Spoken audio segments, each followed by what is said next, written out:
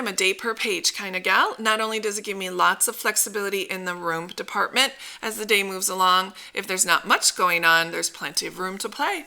I really love the sticky notes that were included in the classified planner kit this month. I put one at the bottom of the page. I'll come back to that in just a second, but I always put my timed and important priority events at the top of the page, and then I just have fun with my lists. I do a left and a right today with the work and the home. Those black rectangles were the negative spaces from one of the die cuts I used in a different project, and I thought I could put 2 highlighted events down at the bottom of the page. There always seems to be room for little things like that. Those aren't actionable, so I just thought, let's throw those in there. Then there seems to be just enough space every day to jot something, some event that happened. I wanted to spice up that page with a sticky note, and I just cut it, and then I cut the film strip part off.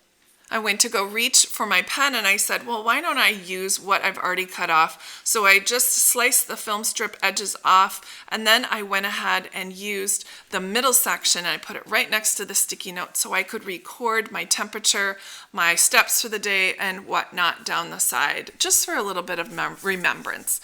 So I really had fun, of course, using all these Cocoa Daisy goodies. Don't forget to use what you have. Don't forget that you don't have to throw everything out.